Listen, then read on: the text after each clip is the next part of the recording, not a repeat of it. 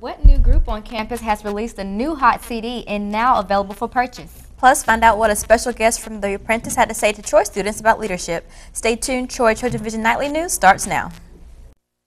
From the high-definition Digital Production Center on the Troy campus, with news from Troy University locations around the world, this is Troy TrojanVision Nightly News. Hello and welcome to Troy TrojanVision Nightly News for February 6, 2012. I'm Kendra Richards. And I'm Courtney Steele. Thank you for joining us this evening. This past weekend, Troy students and community members had a chance to learn lessons in leadership here at Troy University. And to start things off, the conference welcomed someone who spent a little time in the national spotlight. Christina Cook has the story. Troy University kicked off its 11th annual leadership conference with successful businessman and winner of season 4 Donald Trump show The Apprentice, Randall Pinkett. Pinkett informed attendees that greatness can be accomplished through their light, life, and love for community service. The message this evening was really about leaving a legacy and challenging the audience to contemplate what do they hope will be their legacy. And I talked about the 3 ways I could see that manifesting itself: through your light, your example, through your love, your service, and then through your life, your impact. Community service was a topic that seemed to stand out to everyone in attendance, from students to the chancellor. I really have enjoyed this conference and listening to him speak. My personal platform as Miss Troy is volunteerism, so getting to hear him speak about volunteerism and his passion for it truly was great. What really stuck out to me was his emphasis on always giving more, because we can't always give more. You know, we're not here just to receive, but to give as well. You know, I think it's said best in the book of Matthew, and I often refer to that, where it's written that I came to serve and not to be served. And I think that's, as Dr. Pinkett said, that's the best form of leadership, is servant leadership. Concluding his speech, Pinkett left the audience with a question: how will you leave your legacy? And hopefully it could give people something to hold on to as they walk away and walk into the weekend's activities, to think about to themselves, well, you know, what do I hope to be the lasting impact that I make? And I'm hoping that that message was well received. Christina Cook, Troy, TrojanVision News. This was the 11th year Troy University has held the Leadership Conference. Troy University's vocal jazz ensemble Frequency is putting on a show next week to promote their new CD. The group recorded the CD entitled Fields of Gold with Troy's Ilium Records label last year, and the CD is now available for purchase. Like most music groups with the new album's Frequency decided a concert for the public would be a good way to publicize the recording. Group member Madison Kane tells us what you can expect to hear at the concert. A lot of different kind of music. We'll have sacred jazz, which will be more of your hymns and just really stacked chords, and then your contemporary being like stuff you would see on Glee. The concert will be tomorrow night at 7 in the Emporium near First Baptist Church in downtown Troy. The concert is free and open to the public. Also, copies of the group CD will be available for sale at the concert. And Pinkett's speech was just a small part of what the Leadership Conference had to offer, giving future leaders tips on how to make a difference in their community. I had a chance to sit down and listen and learn all about what it takes to be successful while giving back. Saturday morning, Troy University held their annual leadership conference celebrating African American leadership. This conference was designed to inspire future leaders of tomorrow. Give the students a wealth of information, put them around people, like-minded individuals, so you can do some networking and let them know, yes, you're in college, so it's going to be quite challenging. Speaker Brian Kelly of Common Ground Montgomery left students with open minds and hearts to try and make a difference each day of their lives. Encourage the students in the area of leadership so that they can go out and really make a difference in whatever area they are made to do, whatever area that they come best, you know, use everything that they've been given to make a difference in the world. Students learn to see every situation as an opportunity to grow, no matter how hard it may seem, to never give up on challenging matters. To not be afraid of certain situations. You can be put in a situation and it may seem challenging, but to get through it, it's really not going to be that hard. Not only did students get helpful information on how to become a great leader, they were given a chance to an internship with Common Ground Montgomery, where they can interact with young children and restore the community from poverty and abundance. We take 20 college interns this summer, and they live in the neighborhood. They help us run our summer camp. So they teach academics in the morning to a handful of kids, each intern does, and then they also pair up with about 4 or 5 kids all summer that they have a chance to really influence in a lot of ways. And so that's how they invest in our kids. If you're interested in how you can get involved with the Common Ground Montgomery, you can visit their website at www.commongroundmontgomery.org. And now taking a look at news from around the state. The Birmingham News is reporting that Alabama prosecutors have subpoenaed records of former Agriculture Commissioner Ron Sparks. A records request reveals the Alabama Attorney General's office issued the subpoena to Agriculture Department in August. The records covered much of the time that Sparks was in the department's commissioner. Authorities say that support for building a regional jail to help with Jefferson County's money woes and relieve crowding at the downtown jail. Talks are underway among state, county, and city officials about using the unopened county jail in Bessemer House inmates from Birmingham and other jurisdictions under the cooperative entity. The Arbor Day Foundation and the Alabama Forestry Commission are giving away 30,000 trees to help replant Alabama communities that are devastated by tornadoes last year. Dozens of tornadoes splintered thousands of acres of trees when they tore through the state last April, leaving neighborhoods and rural land bare. Still to come on TrojanVision Nightly News. The Trojans women's basketball team was in action over the weekend and got some pretty positive results. Justin Carroll will begin with details later in sports. But first, Egypt has charged more than a dozen Americans with funding violent protests. We will have that story when we come back. Egypt is ordering 19 Americans to stand trial. I'm Tara Mergener at the State Department. How the case is souring relations.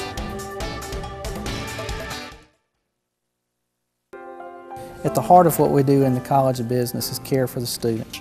We feel like the students are our most important assets. I have never been anywhere where I've known so many students on first-name basis. What we try to do at Troy University is provide an experience to students that not only provide the curriculum that allows them to be successful in the business world, but we also try to expand their horizons to reach greater opportunities that maybe they didn't think they were capable of before.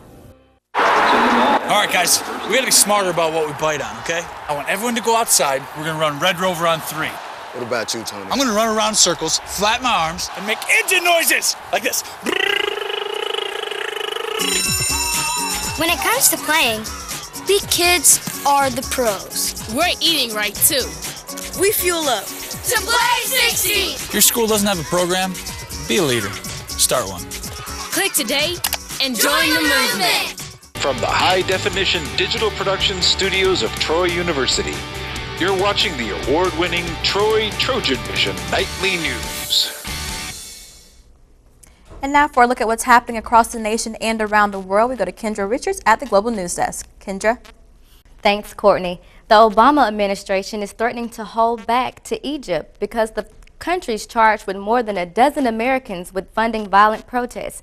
Tara Merginger reports from the State Department in Washington. Egyptian protesters ran from tear gas canisters. Police have been firing on crowds taking to the streets near Tahrir Square. The demonstrators are demanding military leaders hand over power to a civilian government. Egyptian authorities have now charged 43 international workers with using foreign money to encourage uprisings like this one. 19 of them are Americans, including Sam LaHood, the son of Transportation Secretary Ray LaHood. Charles Dunn is another American charged. He's living in Washington working for a group called Freedom House. He insists his organization was not using its money to encourage protests. I'm very worried about the future of the country when they're shutting down Egyptian and American NGOs that are involved, after all, in trying to do the very things that the military says it wants to do. The State Department is pushing Egyptian leaders to drop the charges and allow the Americans still there to return home. Secretary of State Hillary Clinton warned if that doesn't happen, Egypt could lose more than $1 billion in aid. President Obama's top aides say he's spoken directly with the top Egyptian general, insisting the Americans were not doing anything wrong. These institutions have been over there for a number of years. They're all over the country promoting democracy. But Egyptian military leaders say they can't interfere with cases going through the country's judicial system. Tara Mergener for CBS News, the State Department. The Republicans who want to be president are turning their attention to Colorado and Minnesota. Those states hold caucuses tomorrow. The West already gave Mitt Romney a boost. He won 50% of the vote in Nevada and 14 more delegates. Newt Gingrich finished a distant third. Edward Lawrence has the story from Los Angeles. A small crowd cheered as Newt Gingrich took the stage in Golden, Colorado. And I need your help tomorrow. The former House Speaker needs a strong showing in the Colorado and Minnesota caucuses Tuesday to stop Mitt Romney's momentum. He's not a bad person per se, but he's also not a person who goes in there with force and will and fundamentally changes things. Gingrich has been losing ground for the past 2 weeks. Monday, a prominent Tea Party leader said Gingrich's campaign is sinking fast and that he needs to shake up his staff before it's too late. Rick Santorum sees an opportunity to grab Gingrich supporters. Rick Santorum. The former Pennsylvania senator is airing ads in Minnesota saying he is the true conservative alternative to Mitt Romney. The winner in Iowa is banking on the Midwest for a second Santorum surge. I think Tuesday is going to be a good day for us. I think that's going to help hopefully reset the race a little bit. Ron Paul is also counting on caucus states where he has a strong organization, but it didn't help him much in Nevada, where he finished third. Romney's first place finish gave him 14 more delegates, and he's charging ahead as the frontrunner. But a new Washington Post poll has him trailing by 6 points in a head-to-head matchup with President Obama. Romney's campaign called the survey flawed. The candidate insists he can handle the economy better than the president. I'm afraid, based upon the president's own standard, he has failed. He does not deserve a second term. Romney still needs to secure hundreds more delegates to win the GOP nomination. Edward Lawrence for CBS News, Los Angeles.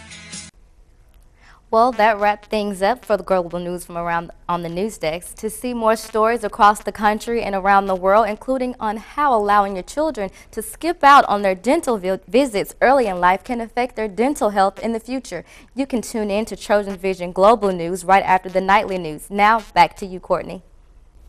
All right, thanks, Kendra. And now we're joined Dustin Carroll with some news about some sports. So, Dustin, both the men's and women's basketball team were at home this past weekend, and I heard it was some pretty exciting games. Yeah, both games were very competitive, and I'll get into that right now. Okay. The Troy men's basketball team made a comeback after being down big, but it wasn't enough to send the Raging Cajuns away with a loss.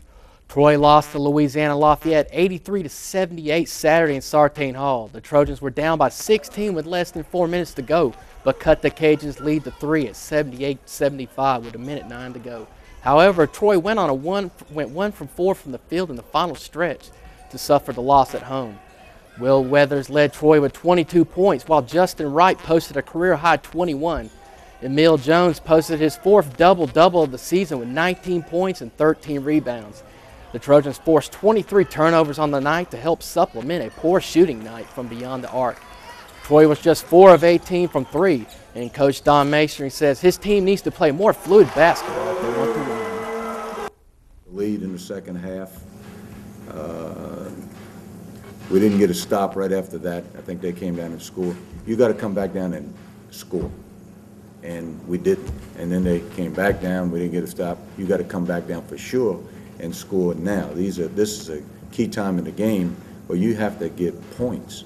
And we were not able to do that. So, that's just the one thing that stands out in my mind. The Trojans return to the floor on Saturday when they host Western Kentucky. That game is slated for a special 1 p.m. tip time. The game with the Hilltoppers will mark the second to last in Sartain Hall for the Trojans. After a tough double-digit loss Thursday against FIU, the women's basketball team was back at Sartain Hall trying to pick up that much-coveted first conference victory.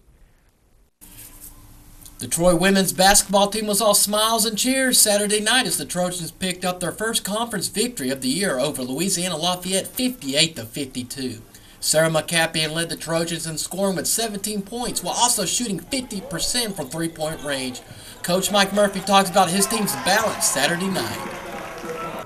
Played a very determined and athletic team in Louisiana Lafayette tonight, and I'm really proud of the girls for how they showed up and had a commitment to playing their best. I was really pleased with our balance. The key for us was we made shots early, which I think gave us some confidence. Irvinaj and Sarah McCapian were a huge part of that against their zone early. But balance was the key to the game. You know, 2 players with a double-double, Tania Manuel and Sophie Kleeman. My point guard gets 10 rebounds, which is huge. Murphy said tonight was the team's best performance of the year shooting the basketball, which was the biggest reason his team was victorious tonight. The biggest difference tonight from other games is we made shots. You know, I was watching the game this afternoon, Butler versus Detroit. Butler played for the national championship 2 years in a row. They're shooting 25% from the three-point line in the Horizon League. They're the worst three-point shooting team in the league. This is a team that played for the national championship 2 years in a row, and they're 7-6 in their league. And the reason they are is because they're having trouble making shots. If you can't make shots, it puts so much pressure on your defense that it's virtually impossible to be that good on every possession. Murphy says the week off could not have come at a better time. I have some bodies that need not a week off, but about 8 weeks off, just for rehab. And these kids are fighting through some things that many of us would have no idea what they're doing. I mean, every time you put your foot in the ground and there's just pain from your hip to your toe, and you've got to play a sport like this, it makes it very difficult. And I really, you know, honor what they're trying to do hurt. The victory improves Troy's record to 2-20. The Trojans will have a few days to rest those aches and pains as they won't be in action again until Saturday when they take on Western Kentucky at Sartain Hall. Tip-off is set for 4 p.m.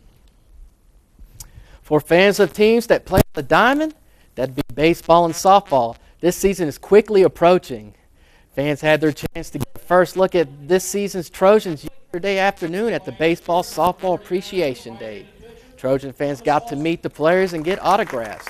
The event gives Trojan fans a chance to get in the diamond state of mind with both seasons right around the corner. And as Mike Friege tells us, events like this are designed to incorporate the community. The biggest thing for us is kind of reach out to the community, kind of get them more involved, show them that we want their support, we need their support to be successful here, and kind of make them feel like they're part of the team as well. Softball will start things off later this week at Southeastern Louisiana Line Classic in Hammonds, Louisiana. And last but certainly not least, in addition to fan appreciation, there was another sporting event going on, a little game called the Super Bowl. But there was a little Trojan flavor in the game as 3 former Trojans helped the Giants win another title against the Patriots. Manuel Gallegos gives us the wrap-up of last night's big game. New York Giants fans are in a state of euphoria. This is awesome. Unbelievable. Unreal. We actually got to see the Giants win yet another Super Bowl. The celebration started in Indianapolis. And in New York, fans poured into Times Square ready to party. Super Bowl 46 was a nail-biter. The Patriots took the lead at the end of the first half.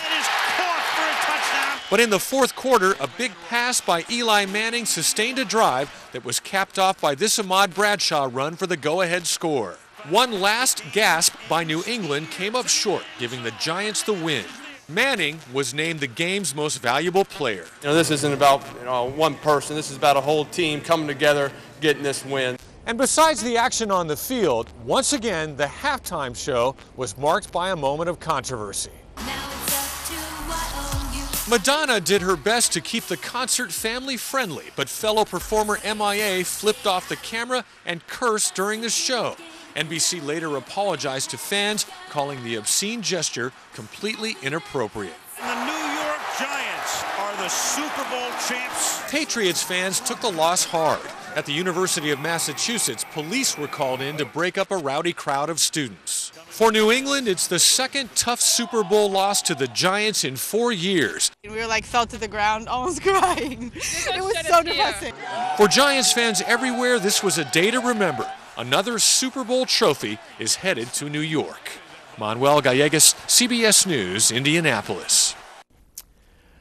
Well, Courtney, Kendra, I say a big congratulations to the 3 former Trojans winning the Super Bowl last night. Always very exciting when former Trojans are successful. And, I mean, it doesn't get any bigger than the Super Bowl. Exactly. I'm sure they're very proud of themselves, and a lot of Trojan fans were as well.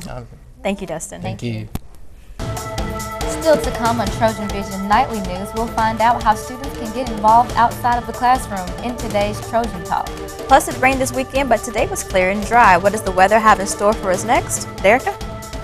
Well, Courtney, don't worry about last week. This week is going to be great. I'll let you know why next in weather. Mom, can I have $1? Yeah, it's right.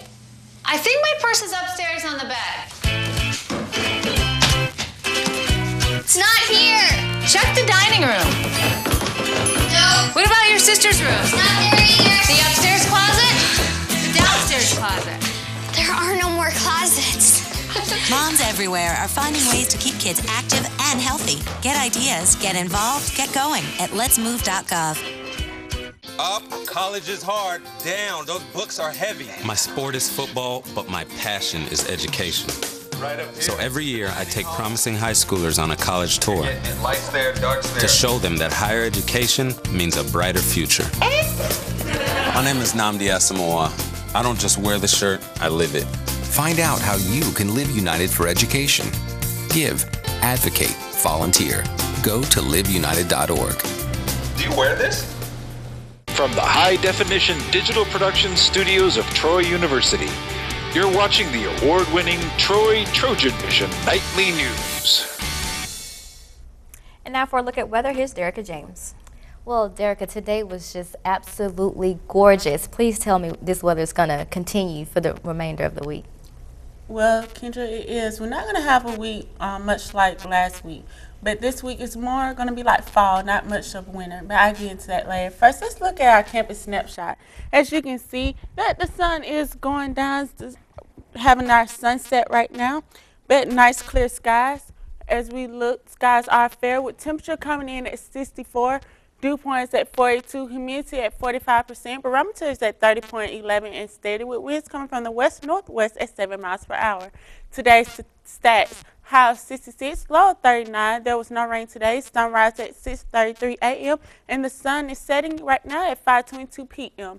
And as we look at temperatures around the state, we see Huntsville coming at 54, Birmingham at 64, Montgomery at 67, Troy at 64, Phoenix City at 66, Dothan at 66, and Mobile coming in at 63. So it's a pretty nice cool day all across the state of Alabama. As we look at current temperatures across the southeast, we see that most areas are in the 50 and 60 range, with Florida in the 70-degree range. So as we look at current temperatures across the U.S., we see that most of the west is feeling at 30 and 40-degree weather. Some areas are actually in the 20s. But as you look at current surface, we see that there's a cold front coming through the Midwest with high pressure system and low pressure system missing, but really much not a lot of systems going on through there. And as you can see that we are pretty much clear. Over the next 48 hours, Alabama shouldn't really see any potential of rain. And as we look at early Tuesday morning, we see that it's a cold front coming our way, but a high pressure system heading off with nice weather. And as we go into Tuesday, we should remain clear. Wednesday, we should remain clear. Thursday should be clear. And tonight, partly cloudy with a chilly night. Winds coming from the northwest at 5-10 miles per hour with a low of 39. And then we go into tomorrow, it's going to be partly cloudy with a high of 70. Class outlook is going to be a pretty nice day, but have a jacket. And as nice, we look at our 4-day forecast, we see that it's going to be mostly partly cloudy skies all throughout the week, with highs in the 60s, lows in the 40s and 30s. So as you can see, Kendra, this week it's going to be pretty nice. Not a big chance of rain throughout this week. Okay. Well, thank you, Derica. You're welcome.